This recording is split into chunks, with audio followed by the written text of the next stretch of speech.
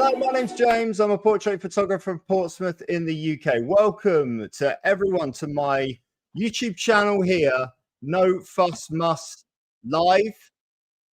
And I've got my window open, giving me a nice echo coming through there. I appreciate each and every one of you coming in to join us. And even some people here are super keen, like Michael Lang here, who couldn't even wait for the stream to begin before telling us that this will be a good one. I've already reset those expectations hard for you with my technical malfunctions at the end. Gary, evening to you, Gary, and evening as well to Dean Bostock.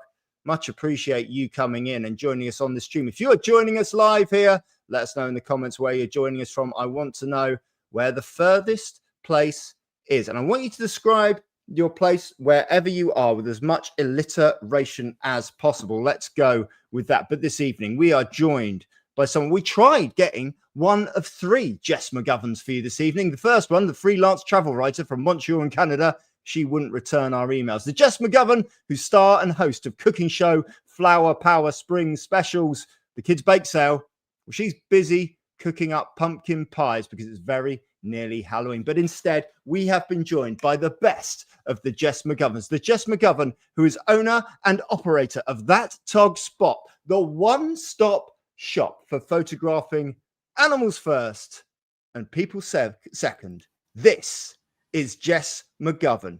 Jess, hello. Hi, James. Your introductions are great. Well, you know, you've seen a little bit behind the scenes, and I'm not going to share the behind the scenes. We need to leave a little bit of magic into this show as to how that was put together chaotically. It would be suggested. Ronnie Keller here is joining us from Switzerland. We are truly an international show this evening.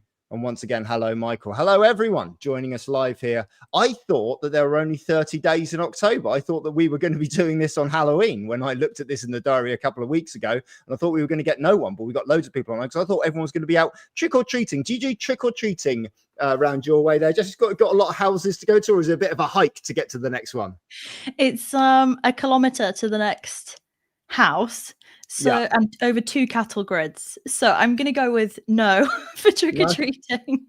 No for trick-or-treating. Dave Johnson's joined us. Hello, Dave. Welcome. Let us know where you're from in the comments. Remember to let us know. It's a warm, friendly, safe space. We won't bully anyone who leaves a comment tonight. Jess, for those of us who are watching who don't know what you shoot, and we did allude to it, that you're an animals first, people second kind of photographer, which balances out nicely with me on the other side here.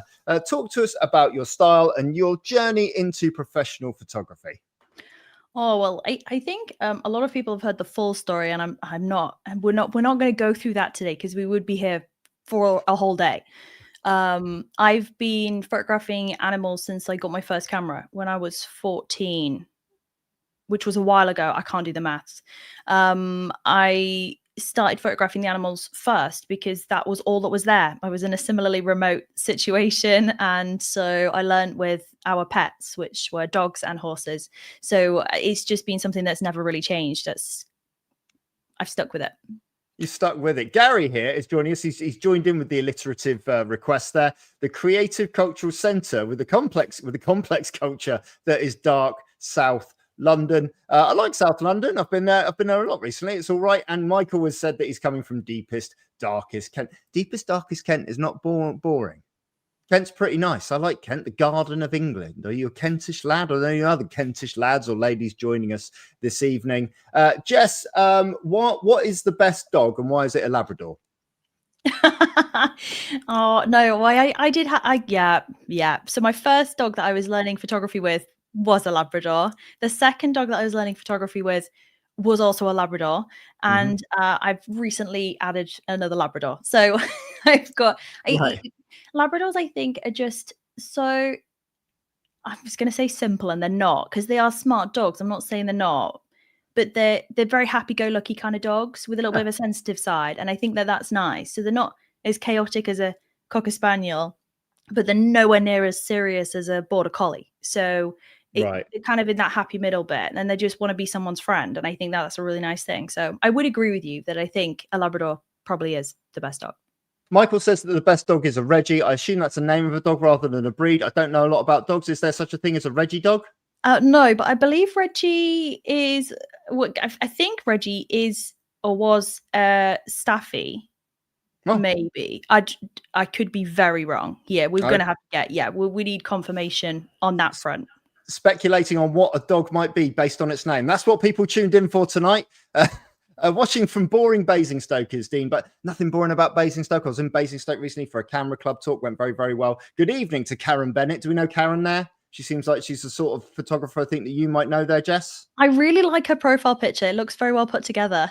Okay, yeah, she's another pet photographer down there, Exeter in the southwest. Love it down there. And everyone's in the south. This isn't everyone's good. from the south. This is all really, really good. And Michael confirms that we were wrong. Oh, we were so wrong. We were so wrong. A whippet or a greyhound. My favourite dog in all of TV is from BoJack Horseman, Mr. Peanut Butter, and he's a Labrador. And we vowed that when we do get a dog, which will happen soon, we are calling it Mr. Peanut Butter.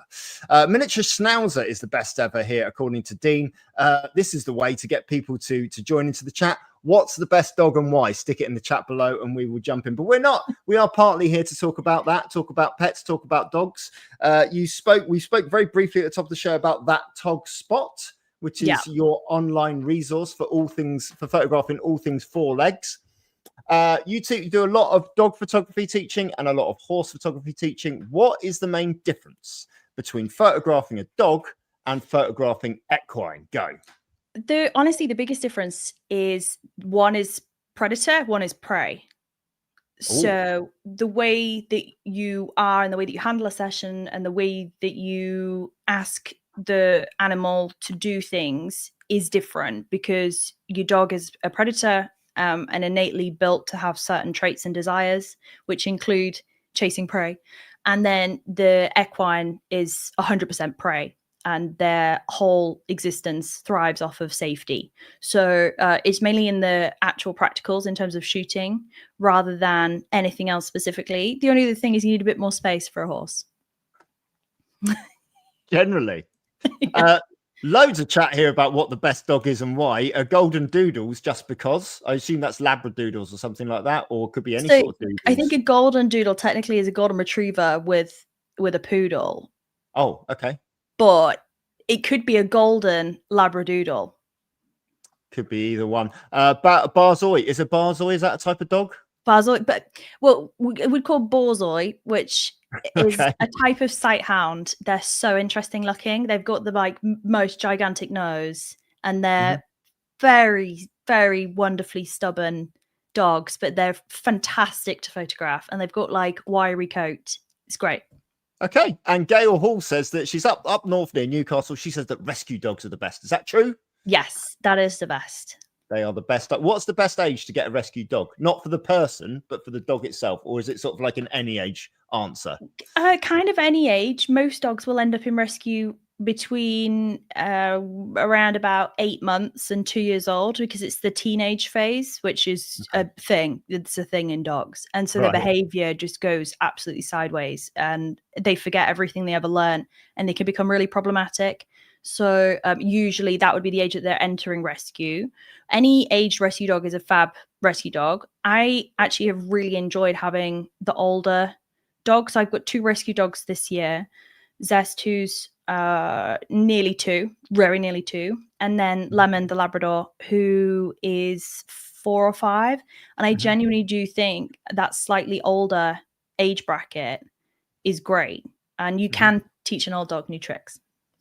You can teach an old dog new tricks. Michael agrees. He says that rescue dogs are awesome. And Karen says that she has a Springador.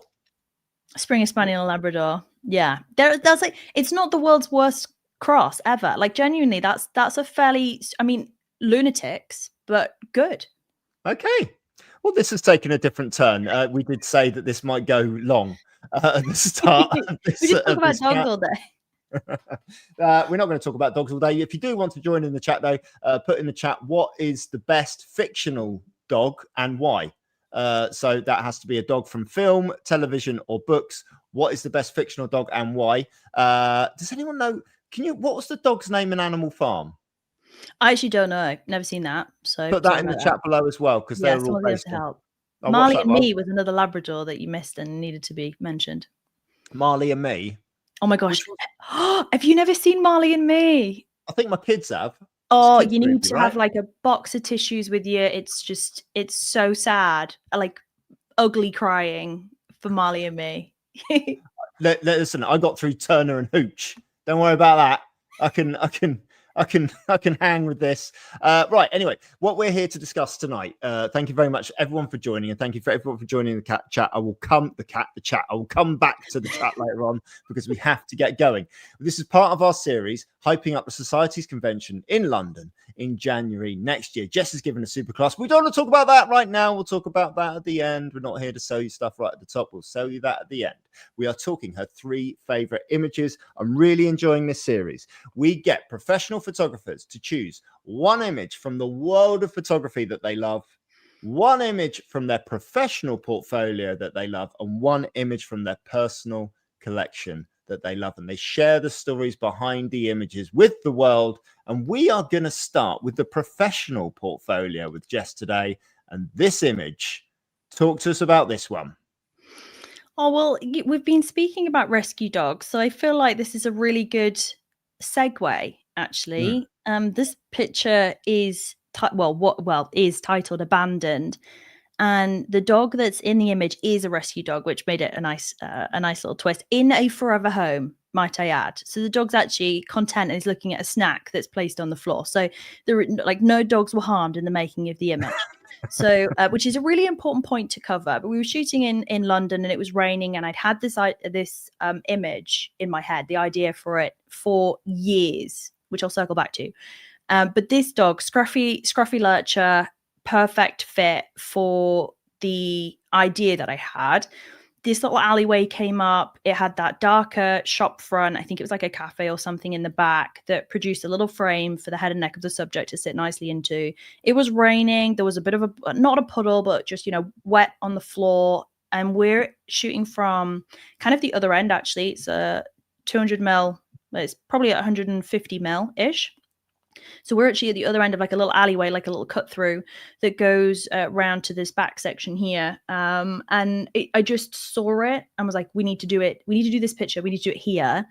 And then put the snack on the floor and off we go. So this image has won titles. It was the Society's Open Photographer of the Year in the print competition, and it then got overall in the print competition, which is why I've got it here as like my professional pick, because that was always a goal, and I didn't think it was going to be possible not with a picture of a dog in terms of winning the overall. And so for this to have done that and for it to be this picture, it was really important. So this picture, the idea for it came from a rescue dog that I lost last February. So not this February, the February before. Okay. Finn, who was a Romanian rescue dog, and I got him in 2014. And he was a street dog in Romania, and was caught by dog catchers, as they do there, and was not in a good state when he arrived, and he was incredibly fear aggressive. He was terrified of everything. He just wanted to hide the whole time. But he taught me a lot about fear aggression in general, just in terms of the triggers and managing that, and then fixing it. So sort of retraining him to trust the world. But one thing we'd never be able to do would be do this picture I had in my head for him, which was in an urban environment, have him in his sort of abandoned state, hence the name of the piece. But he was always so scared of traffic, especially if the roads were wet and the tires were making a lot of noise with water spray and so on and so forth. So it was never going to be a thing with him.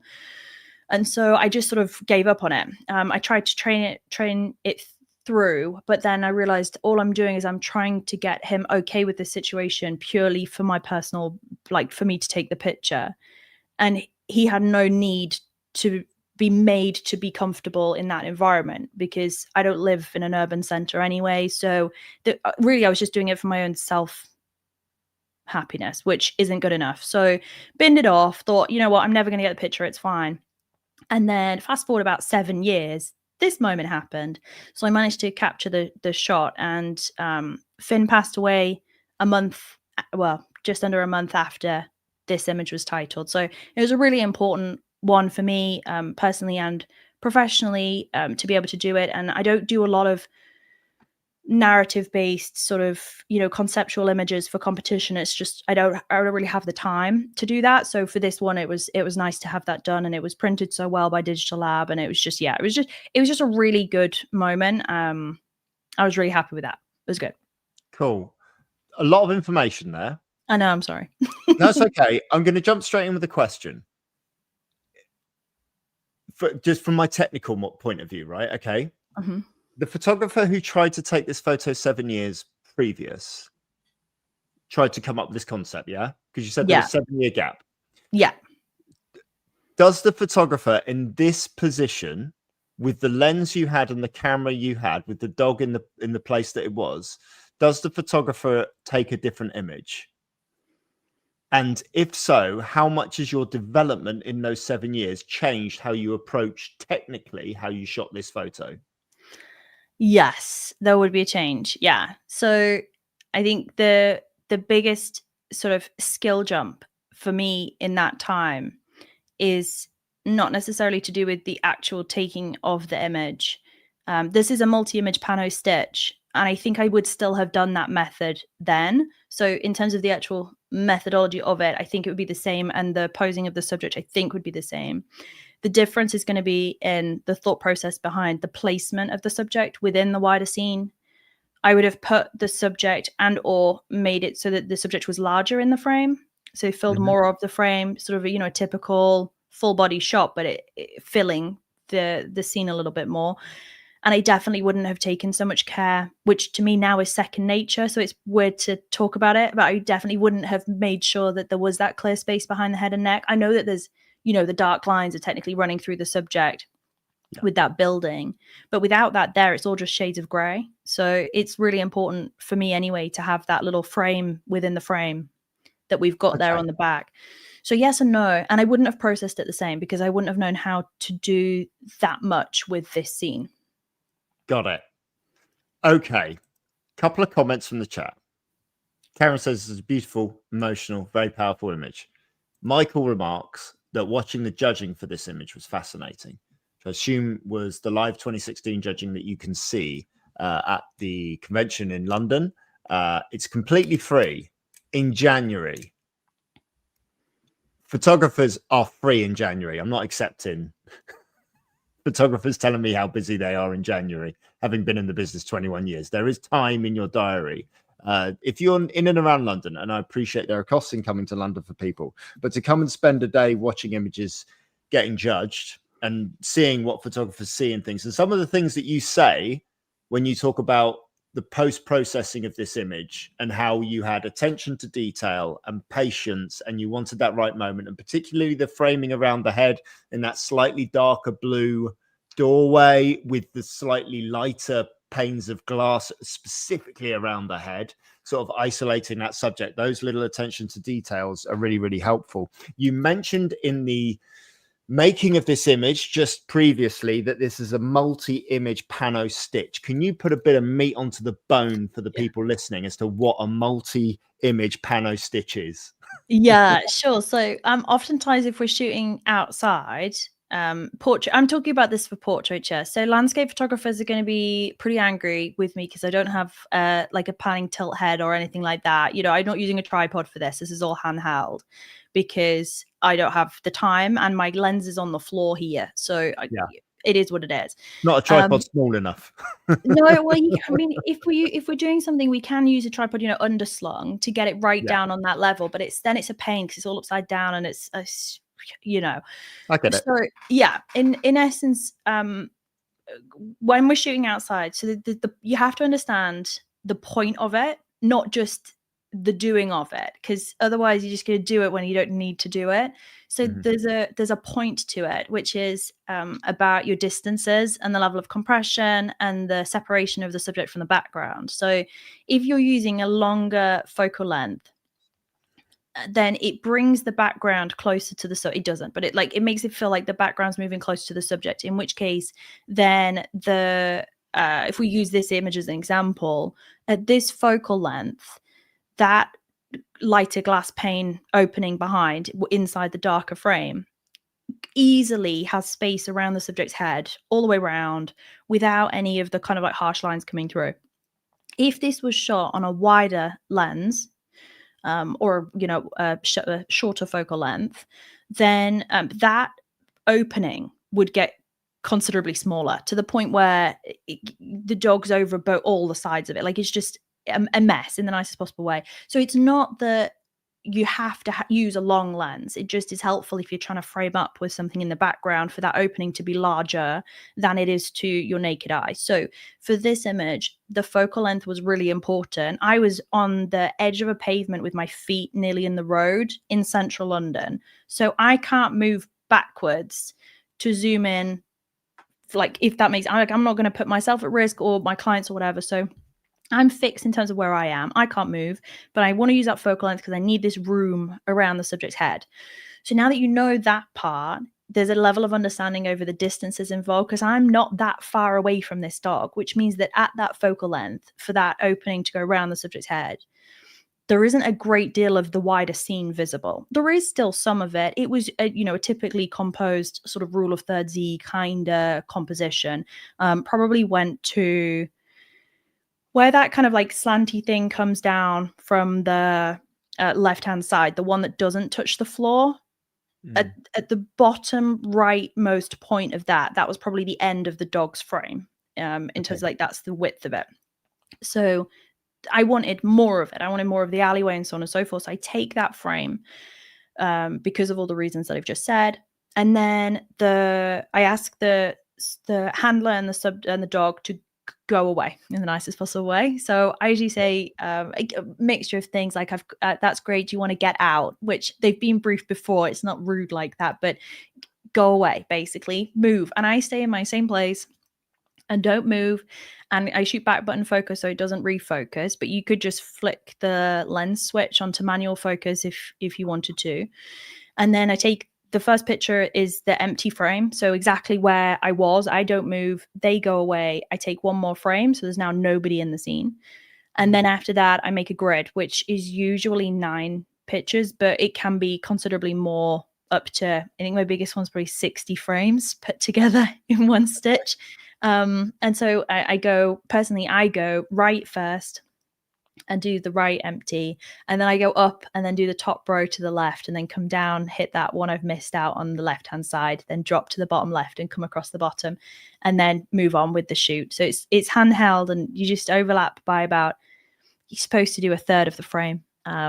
Sometimes maybe a little bit less, sometimes maybe a bit more. I'm not very straight with mine. Some of my students, like, honestly, are so good. I'm so jealous with how neat their original pano stitch comes out. Mine's just a mess. And then you just stitch them together after the fact I use Lightroom Classic. Yeah, just like after the fact. I'd shoot a pano stitch at least once every outdoor photo shoot, every single one, if not more, because it gives this beautiful level of compression in it, especially in like a woodland where you've got a load of mess, because a woodland's a mess, but you want to show more of the woodland, just not it be all sharp and messy. So in those kind of situations, a pano stitch will give you a little bit of softness on everything other than your primary subject, but it works really well for big pieces of wall art. And they become a lot easier to sell when the subject isn't 5 times its life size, really. Yeah. Fine. Okay. A lot of info there as well, James. I'm so sorry. That's fine. Take a breather. I'm going to talk a little bit to this image now, and I appreciate we're spending a little bit of time on this image, but it deserves it because it did win, the whole competition. Was it the year before last? Yes. Yeah, I didn't enter anything last year. Yeah. Sure. Okay. So in terms of like, I'm just going to spitball a little bit in terms of like what judges look for from competition prints and from photography competitions, because it's often something that people ask, and like why do winners win, kind of thing. I like, number one is impact, and quite often impact is firmly aligned with simplicity.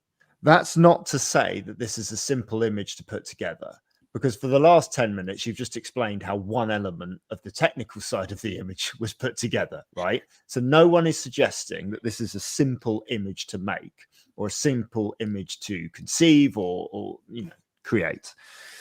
But what it is a simple story to understand. There's not a lot of distracting elements within the piece. Everything sits and the overwhelming emotion comes across, and that all feeds into the impact.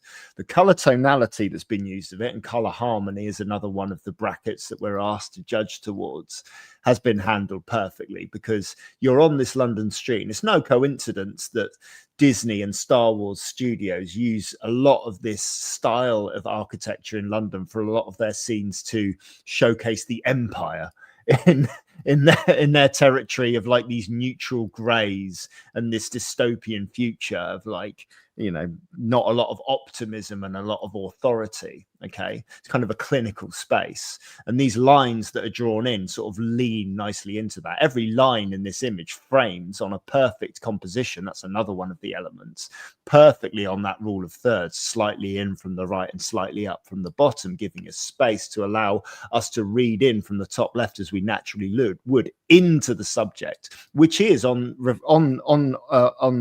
observation of the print, pin sharp.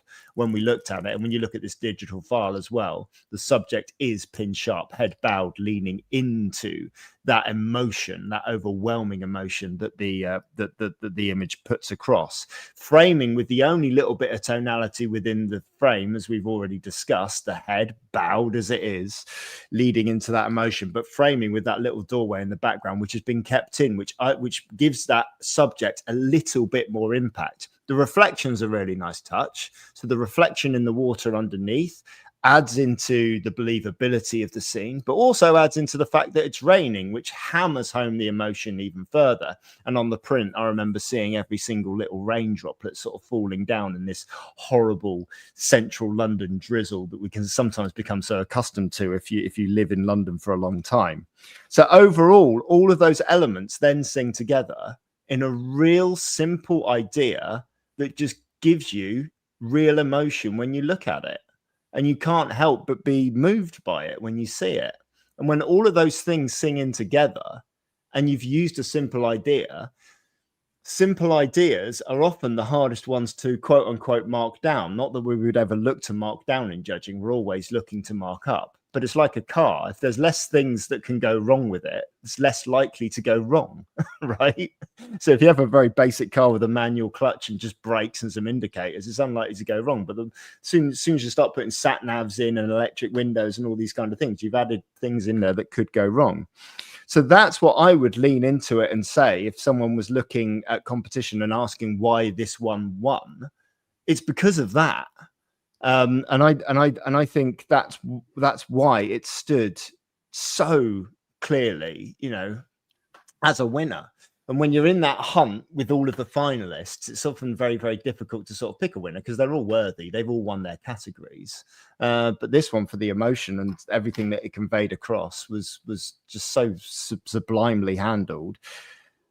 The finishing flourish to it is that it's timeless.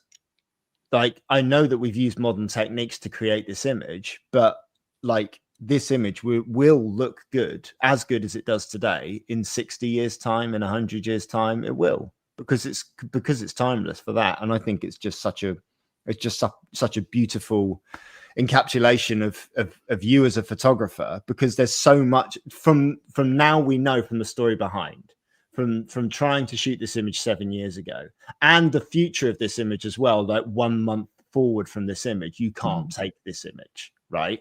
Yeah. So all of a sudden, you have a story that we now realize from that little bit extra information is so much of you as a photographer in this image, as much as it is the subject, really, I think. So yeah, no, I love it. Oh, thanks, James. That's all right. You're always such.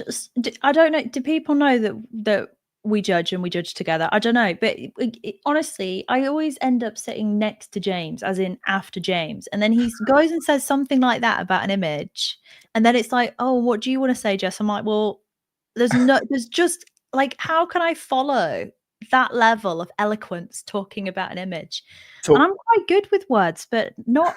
I can't. There's no competition. So yeah, Perfectly put, James. Thanks so much. I talk too long, if anything. Right, so that's got us up to half an hour, which when I first started doing this series was the top end of where I wanted these things to last, and we're 1 image in out of 3. I hope you're enjoying it in the chat. Please leave your messages in below. Let's lighten it up a little bit. We have a shout out for, I'm currently thinking, for people just joining the chat, I'm currently thinking of a fictional dog. You've got to guess which fictional dog I'm thinking of. It is a fictional cartoon dog. See if you can guess what it is. We have a guess for Digby, the biggest dog in the world. Sadly not. My daughter really wanted to see the, was it Clifford? Yeah, We've had another one for big Clifford. red dog. The big red dog. My daughter really wanted to see Clifford the Big Red Dog at cinema, and my son really wanted to see the latest Doctor Strange movie when they came out. They both came out at the same time, and my daughter wasn't quite old enough to go and see Doctor Strange, so I had to go and see Doctor Strange with my son, and my wife got to see Jack Whitehall and Clifford the Big Red Dog. She did not enjoy it. Scooby-Doo is not the dog I'm thinking of, but it's a great dog, and I'm not thinking of Scrappy-Doo either. Muttley is not the one I'm thinking of. Pluto is not the one I'm thinking of. Good evening, Alley Cat Media. We got a cat in the house. Oh, no. I'm not thinking of a cartoon cat, and it's not that cartoon cat, but I am thinking of a cartoon dog. See if you can guess which cartoon dog it is by the end. We now move on to your second photograph, your second choice, and it is one from your personal collection. We haven't spoken about this, so I don't know what this is about, but talk to me about this image. This is like the world's worst drone photo, but I don't care. I don't care it is. So this photo is...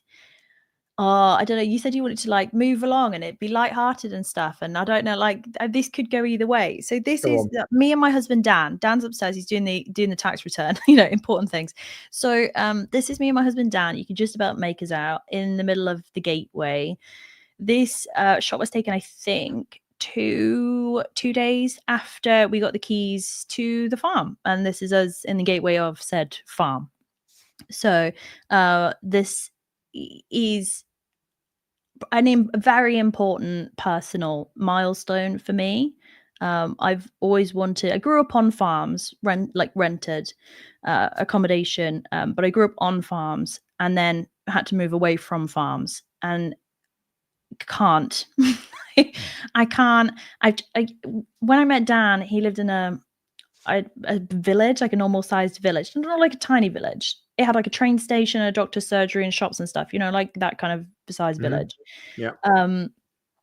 And it was so loud. It was just so all the time. It was like there was noise all the time. There was just cars and people and dogs barking, and just the only noise I want to be hearing is cows mooing, sheep baaing, birds tweeting, and leaves rustling. That's it. That's my noise. So essentially I really struggled, and we've been working towards this. We didn't think it would happen as quickly as it did, so weren't 100% fully prepared for a move of this scale to this property. And obviously, for those who do know, it's been not that straightforward. It is derelict. So we bought it and it was dilapidated is probably a good word to put, with some bits of it derelict. So it's not in a turnkey condition that's easy peasy. We've been there a year and a half ish. Here a year and a half ish now. How long has it felt like? Decades. It's aged me by decades. It's aged down by probably more than that. But it meant that we could have the horses at home. Well, Tuna at that point. I only had one horse then, Tuna, but that was a big key for us working out where we wanted to move to, and it was important for me to try and get back to having horses at home. I'm not the most social person, especially not at abnormal hours of the day, like when you would go to a yard. So it's just easier if I'm in my own little bubble, can put the music on loud and sing whilst I'm doing horse stuff. So Tudor coming home was a big thing, but horses can't live alone. So obviously she had to have friends. So that's where the other two came in. So so it's a big thing for me. It's basically everything that I've worked towards for my entire life is in this picture, including Dan, my husband, who's awesome. How long have you been married? Since 2020, got married in lockdown. Okay, lockdown wedding. Yeah, by design. That was deliberate. A lot of people had deliberate lockdown weddings. Oh no, can only invite 2 guests, which is cool. If you could, so how long? You said you've been here just over a year. Yeah, so a year, well, over a year and a half now. So it was it'll be 2 years next February. What would Jess of 2 years ago, just February just gone, or just coming up, what would you say to Jess from 2 years ago? What would you say to her now about this project? What advice would you give her?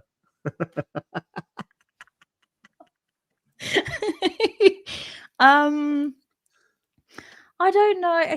Someone asked me the other day, you know, is it worth it? Like, is it worth? And I right now, I don't know. I don't know. It's I don't I know. can't answer that question. It's just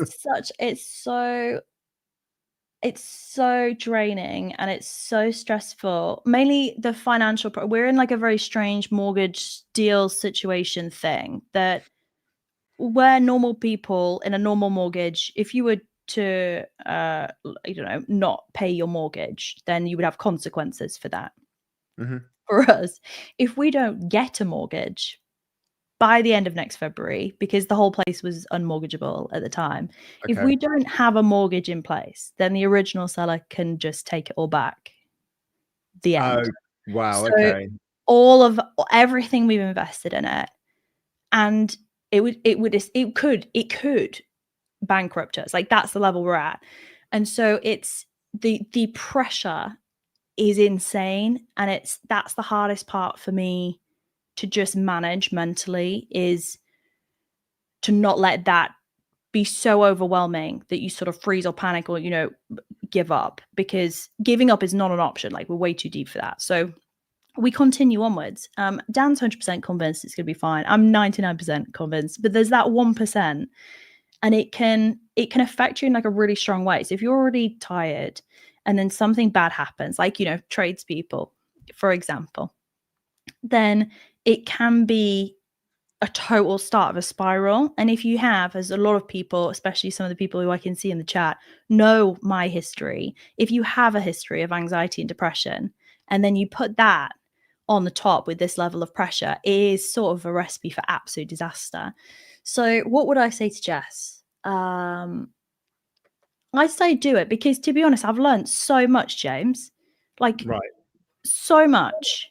And I love learning. I can do things. I could roof a shed. Could I do that before? No, of course I couldn't. Could I, you know, I can't plaster, but Dan can now. Dan didn't know how to plaster. Now he's plastering full rooms, and the plasterer said he's really good at it. So there's so many things that we're learning, and there's so many things I would already have done differently. But even if it all goes wrong, what we both said to each other before we even started this whole thing, so exactly probably about 5 days before that picture was taken, 5 days before that was taken, yeah, it was just before we got the keys, we said to each other, what happens if it doesn't work? And we both said, well, what's the worst thing that could happen? And the worst thing that could happen, realistically speaking, is that we do end up bankrupt. Like, that's a legit risk, which we knew going into it. That's not been a surprise, but that is a legit risk that we had to consider. And we both said, well, it's not the end of the world. Like, no one's died at that point. That's something that we can come back from that. We've got, and now that's even more true. Like, we've learned so much that I genuinely think we'll be fine. We've both been in rubbish financial situations before. Me not that long ago, realistically speaking. So yeah, it's incredibly stressful is the main thing. Yeah. But so what, yeah. I'm happy that you seem, despite everything that you've said in terms of your headspace, I'm really happy that you seem so positive on it, and you focus on the things that you've learned, the skills that you've acquired, the experience that's come into your life. And and what really resonated when you were talking was, like, there's a scene in The Office. Do you watch The American Office? No, sadly not. But I've looked at loads of memes. So if it's a meme, then probably yes. It's not. It's a deep cut, right? So there's a scene where a small portion of the office quit their jobs and start up their own paper company to go head to head with the other paper company. And it's only 3 of them. And one of them has an emotional breakdown one day into the job, just realizes she's picked the wrong side. And she's just like, and the boss has to break character a little bit and say that and lay out, these are the facts. And when you said like failure, I can't fail. There isn't the failure is not an option. Right. That's the chat he has to have with her, where it's like, you can't go back to your job. You quit your job. That's the reality. Okay. So we have to make this work because we can't fail. And I think there are things in that. I remember when I used to shoot out of a loft conversion at home, and I was like, I needed to make one sale to make the mortgage payment. You know what I mean? And I had one shoot, and that one shoot came in and bought a 2016 frame, which just, I still remember that person. So, but those little things, there's all those cliches like pressure makes diamonds and all that sort of stuff. And yeah, they're really fun to have people tell you when you're having a spiral. Yeah, that's why I didn't quote it directly. Thanks, James. No, it's funny because I think I've done fairly all right with the whole thing, because at the same time, right, I'm working full time. I'm also shooting. I'm doing a bit of Dan's job because Dan's now full time on Project Farm. So I'm doing a bit of that. And then I'm also in full project management of the whole thing. Everything, every buying decision, every single thing is, I have to source it, find it, etc. Make sure Dan likes it.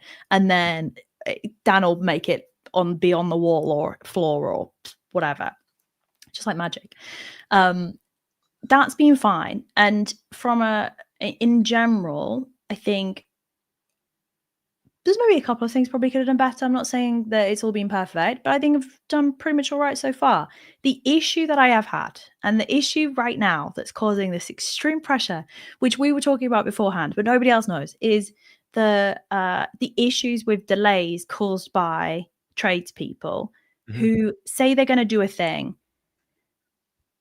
and then never do it. Like that's been the issue. So the problem is not, in essence, the project. The problem is the timeline for the project. And I had loads of contingency built in, and it has all gone. Everything has gone because of these delays. And the frustrating part for me is that I have no control over it, none at all. And that I struggle personally with that, because there's nothing I could do to change it or fix it or anything. So yeah, that's been the tougher part for me, but I would still do it at the moment. Right. Yeah. I might change my mind, but yeah, at the moment, yeah, I would. So 2 years. So you get to speak to Jess. In short, you get to speak from Jess from 2 years ago. Yeah, go ahead, do it. It's fine. I think a lot of people thought we were insane. Okay. To try, genuinely they did. But I think a lot of people who knew us then, knew us now, understand now that we were going to do something like this anyway. It's not really out of the ordinary for me to go, wow, that seems like a great idea. And Dan go, yeah, why not? And then we go try and do the thing. So it's not, I wouldn't say any of it was out of character. I do think that it's been really nice to just do something because you want to do it and you want to give it a go. And if it works, then great. And if it doesn't, then never mind. It's not really a never mind for me. I'm more panicky about that. But as as a couple, we are a bit on that principle. At least we gave it a go, because Dan said to me when we were umming and ahhing about whether the whole contract situation when we were purchasing was a nightmare, as you can imagine. And so there was a moment in there where I was like, should we just, take it as a sign and go and find something different? Should we just leave it and give up on that one and we'll go find something else? Or, is it too much? Do we think we're going to do it? And there was a lot of discussions around that. And it did come down to, Dan just said, if we don't do this, Jess, you're going to regret it for the rest of your life. You literally will not be able to forget about the one thing that you didn't try. And he's 100% right. Yeah, completely.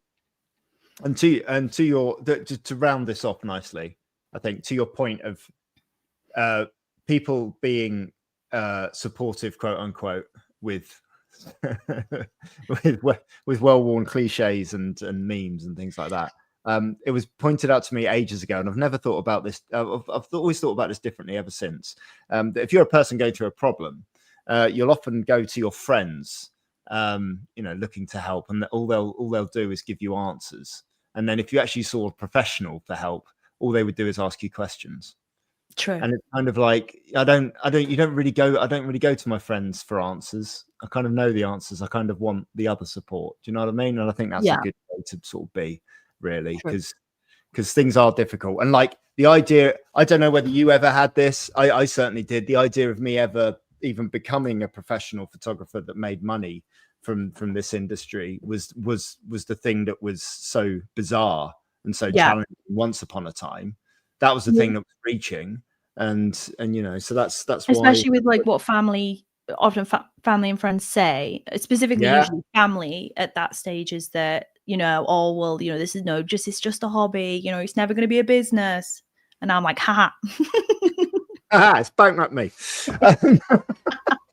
Right, so a few little before we move on to the final image. It's not Snoopy, it's not Scrappy Doo, it's not Goofy, it's not Huckleberry Hound, it's not Gromit, it's not Deputy Dog, and it's not Barth from Spaceballs, a movie I've only ever seen once. We were looking for my daughter's favorite dog, Santa's Little Helper from The Simpsons. Oh, of course, that's a good one. That's a really good one. Join me again next week, where I'll be thinking of a fictional cat, probably. Right, we're going to take a little breather here. We're just going to inform you, the audience, that Jess's final image is coming up. It is one from the whole world of photography. It's famously not an easy image to look at. It potentially can be triggering, and we will be discussing some themes from around and about the events of 9/11. So if this isn't for you, you can switch off the chat now. You can switch off the YouTube channel now. You can go and watch something, go and do something else. We're going to bring up an image from that and try and speak to it as well as we possibly can. It's an image here from the photographer Richard Drew, and we're just going to bring it up now and allow Jess to talk about The Falling Man. Yeah, I mean, it's very difficult to talk about this picture in terms of what the picture actually is. The reason why I find it so important from the wider world of photography, there's so many different reasons, but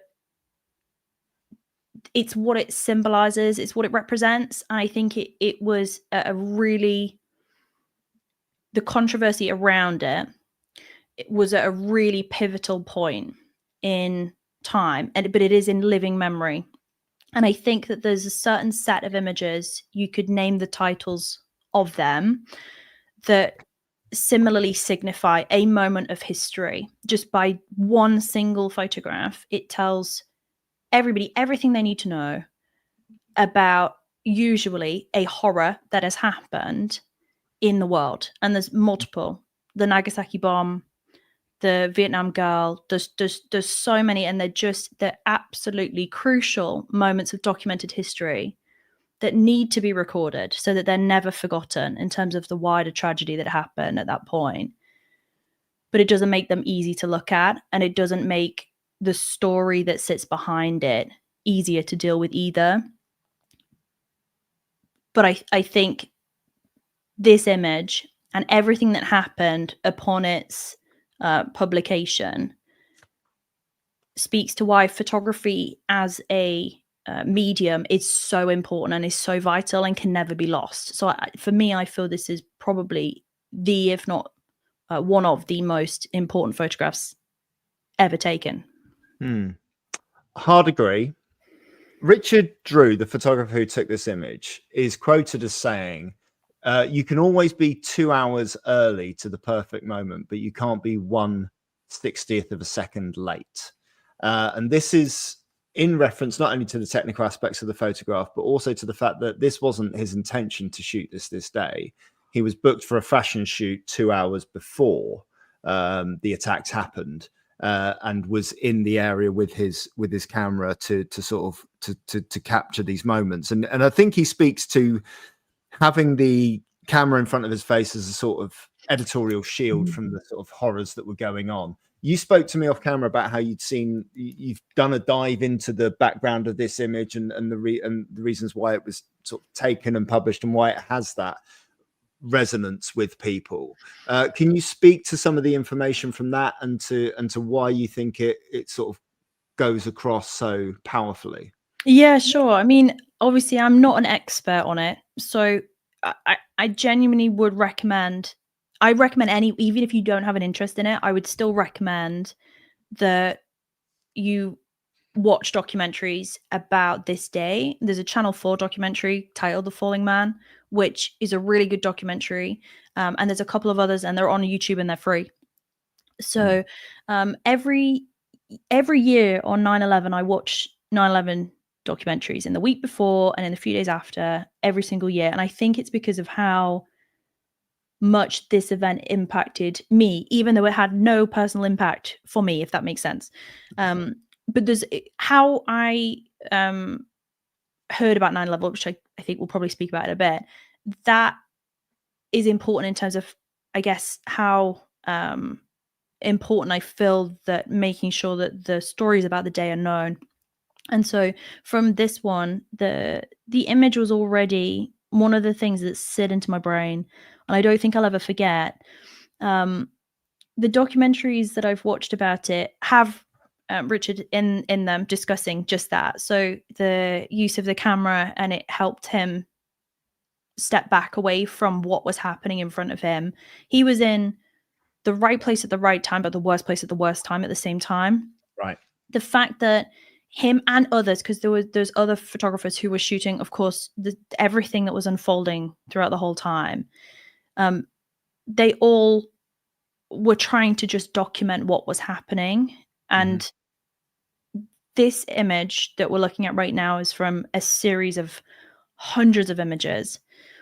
And they're a lot of them have been shot on the fall, sort of like on a high drive mode. They've been shot on the fall. And so this is one frame from this one individual who there isn't a identity for yet. We can talk about that. But yeah, so the controversy that came from it is partly because of the position that the subject is in this image.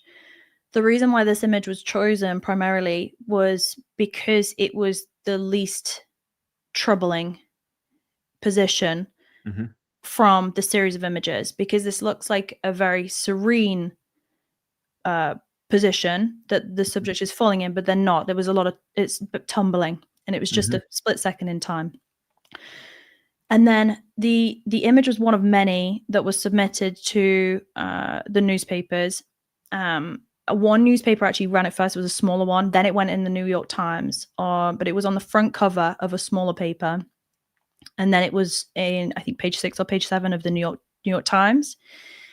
And it caused absolute international outcry and backlash. And it's been pulled from all of them. Like, so no news publication technically is supposed to use the image now, because of the reaction that happened, not just from the American public, but from the globe, from the world. Right. And I think if you're watching us talk about this now and you're younger than me, that probably won't make a lot of sense in terms of why that, just the response, why that response was so strong to this picture. It won't make sense. But you have to put in mind that this was pre-social media, pretty much pre-internet. Very much the information that was consumed was in newspapers, and there was a certain standard of things that were shown. So even in the worst moments in history, there was a protection, a step away from the real truth, the actual raw, horrendous reality of different situations that were happening.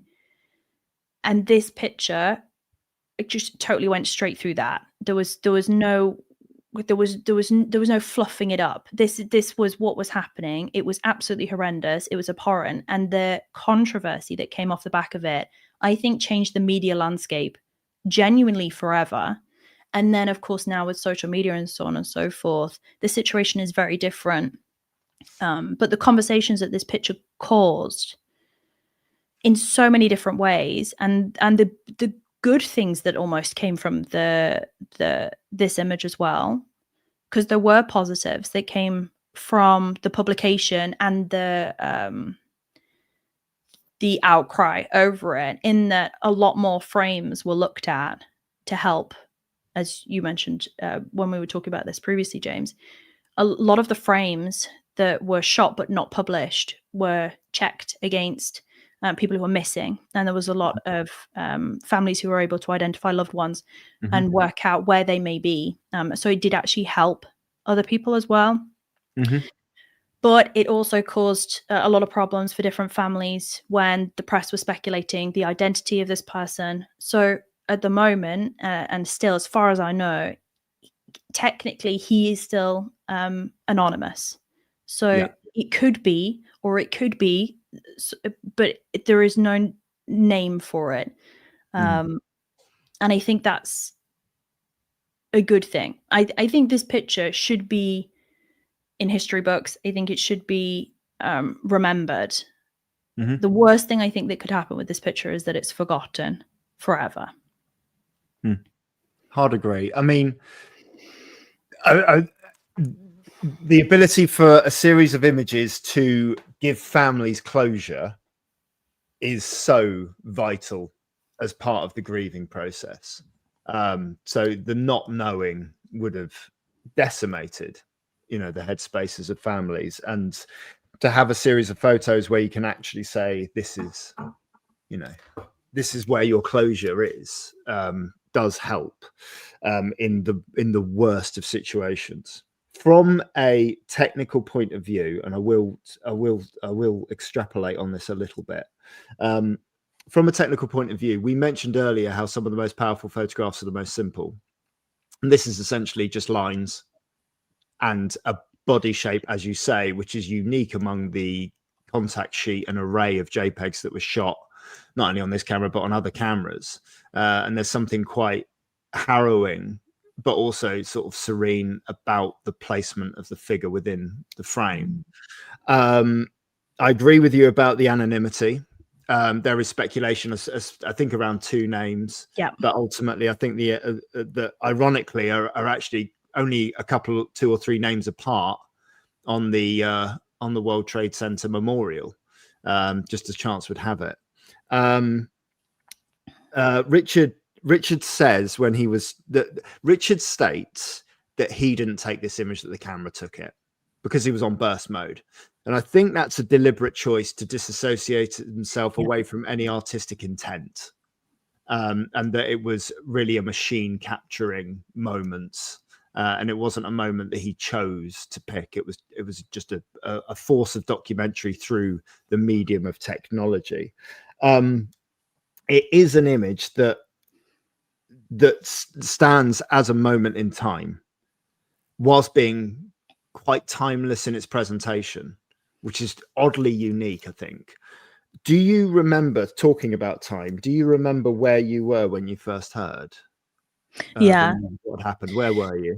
Yeah, so for reference, I was a young child. I was in primary school, right? So I was small, but I remember it like it was yesterday. It's the only thing I remember from my 7th year on the planet. I was 7 years old, and I can remember it like it was yesterday. I was sat. It was early in the morning. I was sat on the living room floor. It was a very uncomfortable carpet.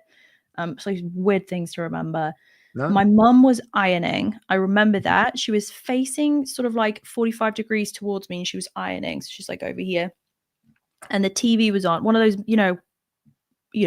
box TVs, the big ones, like the red tube. Yeah, really massive TVs. It was on, the TV was on. We were watching Look North, as always, which is a regional BBC news channel for those who aren't from the north. So we were watching that. It was before school. I was playing with something, and I feel like I was, and this is going to sound very strange, but I had a pet rat at the time, Ratty. And I think I had Ratty out, so that's why I was on the floor. Otherwise, why am I on the floor? And I remember that it was like breaking news came on over the TV screen. And my mum stopped ironing and she said, "Oh my God." And I looked up at her and then realized she was looking at the TV. And I looked at the TV at the moment, I think the second plane went into the other tower.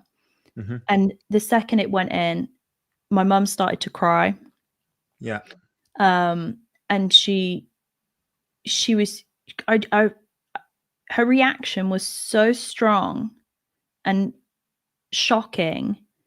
I didn't really know what to do. Whether do I go there? Do I stay here? I don't know what to do at that stage. And I looked back at the TV and it was, I think, the helicopter shots going, because there was, but by that point there were helicopters in the air and they were going around. And Mum was crying. I remember it just carried on for a bit. And then I looked back at the TV and you could see on the news the people falling. Yeah. And I don't know how much I took in about that.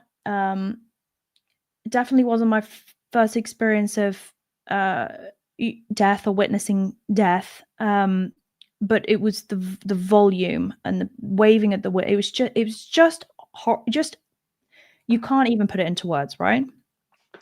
Well, it's clearly had an impact on you because you revisit it every year. Every single year without fail. Right. Well, there was a gap. It was when YouTube became a thing. Yeah. So I think probably when I was about 14, 15. Sure. Around about that point, then pretty much every year after that. And sometimes I watched a really old documentary. Sometimes I watched newer ones because there's always a new one every single year. There's always a new one. And sometimes I rewatch old ones. So I rewatched a couple of them every year. I like watching documentaries in general, so that's nothing new. But the topic, I do the same thing with Hurricane Katrina. Right. There's certain times where I'd want to know as much as I can about that and also remember it. And I think I guess it's my own way of remembering it. But I've got no personal connection to this event, none at all. A lot of people knew people in there. I mean, Dan, my husband, he was in the States with his family who are Americans, and so he lived it from their side with the airport closures and the whole country on alert and everything that happened after that. He was there on that side, so we talk about it most years as well in terms of that. But this picture, I remember it being on the paper. I remember it being in the paper like the day after or a couple of days after or something like that, and it wasn't this crop. So it's really hard to find this picture in its original orientation, which was wider. It was much wider, and the wider shot, you saw a lot more of, I think, the North Tower, which is the one that's darker. That's the one that's close. So it looks like we're almost looking at it. It's a bit of an optical illusion. It looks like we're looking at it on the corner, but we're not. It's the North Tower, I think, on the left and the South Tower on the right. I think it could be the other way around for those two, but it's one tower in front, one behind. And I think the picture in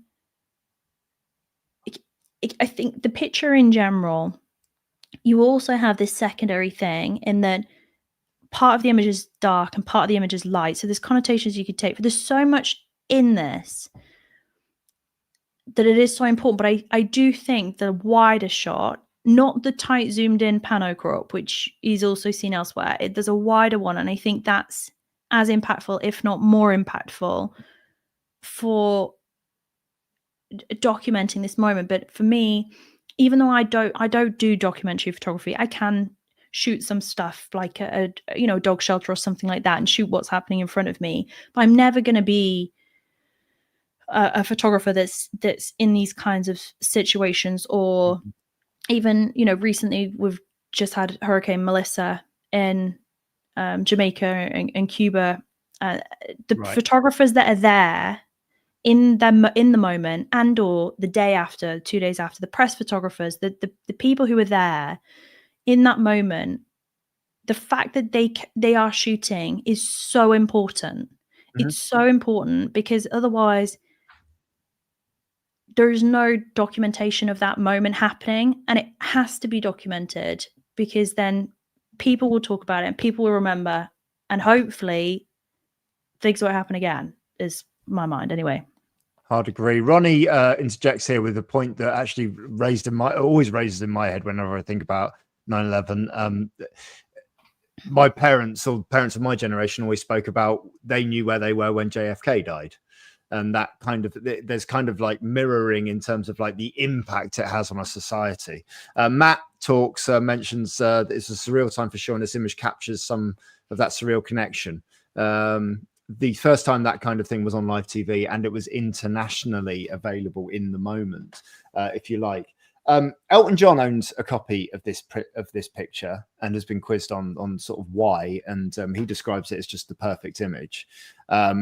The author himself, Richard, states that a lot of people find it a difficult image to look at, and it's true that the media heavily pushed the image of the servicemen, the recovery workers lifting the US flag from the rubble as like the image of the hopeful image, the forward thinking image, which is, you know, as valid. It's not.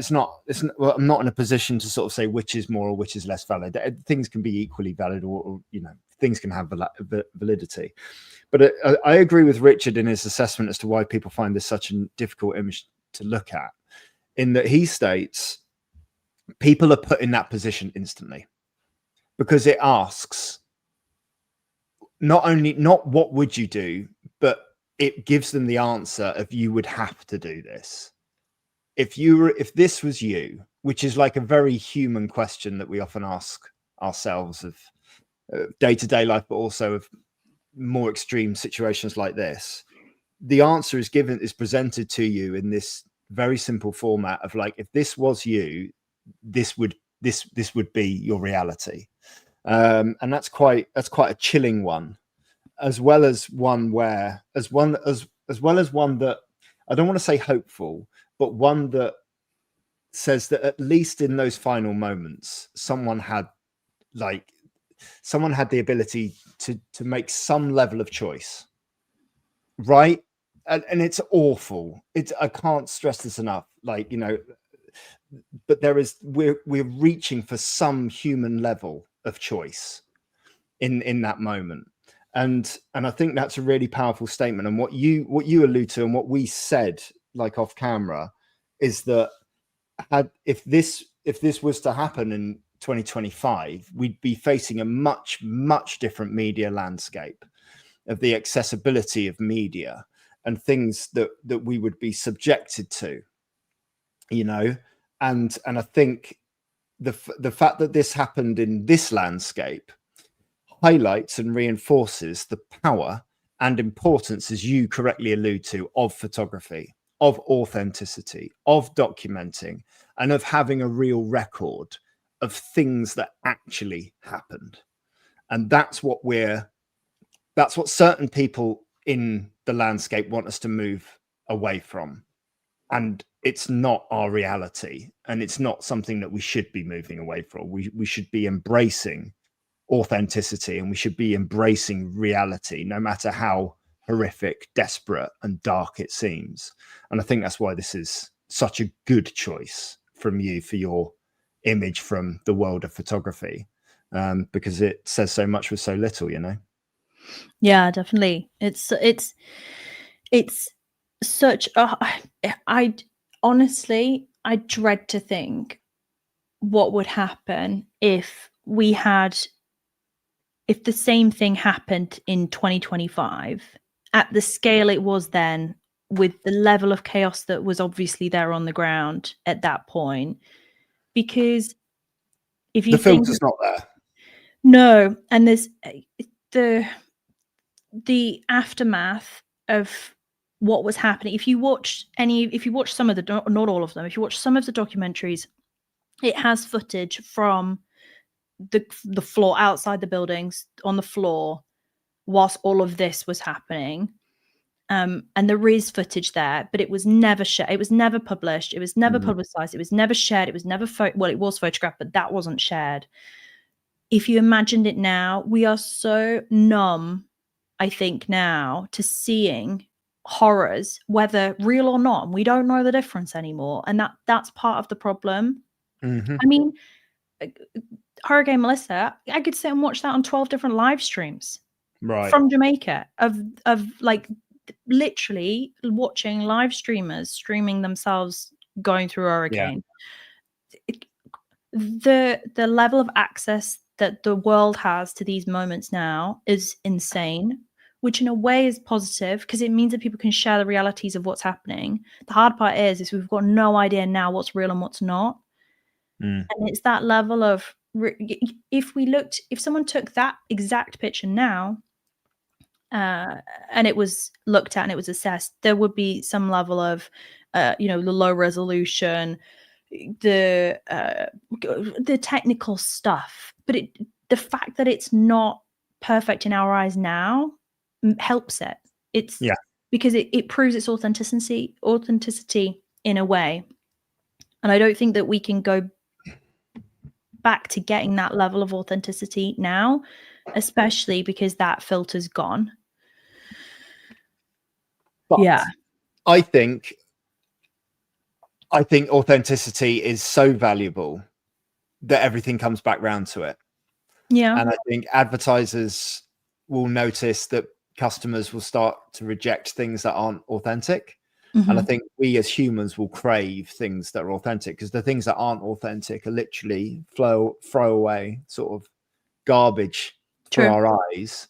And I think what we actually crave for is real, truthful things and actual sort of legitimate facts. So I think there is sort of hope for that. And I think that's what that photograph's such a great demonstration of, so it's difficult after that to bring it round.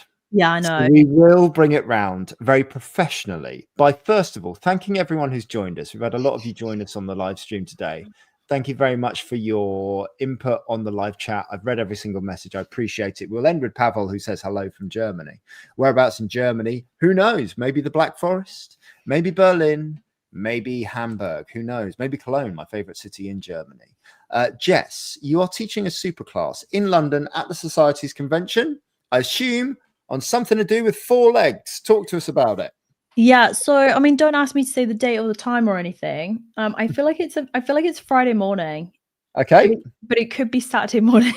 Fantastic. So, I'm sure Terry's watching and she's loving this input. Go for it. I'll find that out for you. Yeah, can you find it? Because it's one or the other. Because my other class is the other day, but in the afternoon. So Friday the 16th at 9 a.m. I knew it. So Friday the 16th of January at 9 a.m., which is perfect. So I don't do shooting workshops really anymore at all. Personal choice, just because I don't shoot in the middle of the day in full sun. So it's really difficult for me to teach and for others to really grasp how I shoot when I wouldn't shoot there. So the benefit of the convention is that it's usually perfectly drizzly weather all day. And at 9 a.m., the light's still soft enough, especially when working in an urban centre. So it is a practical shooting class, 4 hours in central London in January. So waterproofs needed, warm clothes needed, flask of hot drink probably needed, etc. All of those things definitely needed. And we're going to go shoot dogs in the city is basically it. Around Hammersmith, because that's where the convention is based. Super easy transport links, even if you fly in, because I'm flying in this time, so that's fun. We're going to do basically, the class starts with a photo walk. So you watch me shoot, how I would shoot. I'll talk through it briefly as we're going along, and then switch, and then you guys shoot with an array of dog models, and then you can put it into practice and so on and so forth, and it's going to be great. How do you source your dog models for that? Model calls, and also some of our members are in London. I will call on them, and they will help, as they always do. So bring on the snow. It's going to be London, January. It's probably it might have a little flurry or two down there. That'd make for excellent photos, wouldn't it? We did have hail and sleet one year, and it was frozen on the ground, and the pictures were great because there was loads of sort of like breath misty breath and stuff from nice. the dogs and stuff with the nice soft light behind. I think, yeah, to be fair, my favorite time to shoot in urban locations is in drizzle or just after rain, which is perfect for January. It makes the surfaces interesting, I think. Yeah, absolutely. Alley Cat Media says that they will be there at the trade show. We'll look forward to seeing you there. If you're coming just for the trade show, why not pop along and see the 2016 judging downstairs? It's a big old room, and you can come and meet us. We don't bite. Gary says that he's done your Jess's workshop, and it was awesome. Sells out quick as well. Your one, I think. They do tend to sell out quite good, but I think it's partly because I don't really do the shooting workshops anymore, and it's not something that I'm wanting to do that because of what I said. So I always feel like I wish the students ended up with better light or a better location or so on and so forth. So then I thought to myself, well, why don't I just only accept or only try and plan or only do the things that are going to give the best chances? Because, you know, we can't predict the sun, but the best chances. And really, you cannot beat December or January in an urban place. Like, they are the best times. So, yeah, it was perfect. Lovely stuff. Thank you very much, everyone, for joining us live. You can go back and have a look at some of our other chats with people like Kelly Brown, people like Chris Anderson, and people like, who else have I had on this one? I had Jen Stint, who does wedding photography over in the United States of America. Coming up soon, we have international award-winning photographer Teresa Asplund. She'll be talking about the photographs that define her with me. Don't know what they're going to be. We're going to find out next week. We have Scott Johnson on here. We'll be keeping that down to about 15 minutes. Won't be very long at all. And he'll be talking about his 3 favorite images. We'll be doing a different photographer every week, so we'll be looking forward to that. If you want a photographer, if you want to nominate one, put it in the chat below. I will happily reach out to them and be left on red. Sometimes I'm not even left on red. Sometimes I'm not even seen, which is fine. Where can people find you on the internet, Jess, before we finish? Oh, that Tog Spot is the easiest place. So there's 2 T's in the middle of that, which confuses everybody. That's Tog Spot. Yeah, so that Tog Spot.com or at that Tog Spot. That's the easiest place to find me. I'm online all the time, but I'm not really online all the time, if that makes sense. So if you do send me a DM, it could take 27 business days for me to reply to you, but I will reply eventually. Gail says that she's really enjoyed this evening. Thank you so much for joining us, Gail. I really, really appreciate you joining us this evening. I remember a few years back, photographers within the industry really rejected the word TOG. They thought it was a horrible little abbreviation. It is. So why have you embraced it? I'm here with the hard questions. Well, it's because photography is too long. And to be fair, it looks good on an Instagram handle. It looks good on a YouTube handle. So it's it wouldn't be what I would call my business. I know this is my business, but it's not a photography business, right? So it wouldn't mesh with my target market for client work. But it doesn't have to, because that's not for them. It isn't for them. Dave, Dean, Martin, Gary, John, Gail, Michael, everyone who's involved in the chat, thank you so much for joining us this evening. We hope that you've enjoyed it. We hope that we've fulfilled your knowledge and your love of photography, because that's what this is all about. We'll see you on the next one. There'll be another one here, 7 p.m. next week. I don't know when my next tutorial video is going live. I've got a Halloween one in the locker. I'm thinking about dropping it on Halloween. I'm thinking about saving it for next Monday. But I think I might have to drop it on Halloween for the algorithm, you know? I think it has to be Halloween, just saying. Has to be. Okay, so tomorrow, 9 a.m., I'll be showing you how you photograph a live Ouija board reading using a mini spotlight and gel lightings. It's an excellent workshop for each and every one of you, and it's completely free. I don't know why I do it. Thanks very much for joining us. We'll see you soon. Take care. Bye.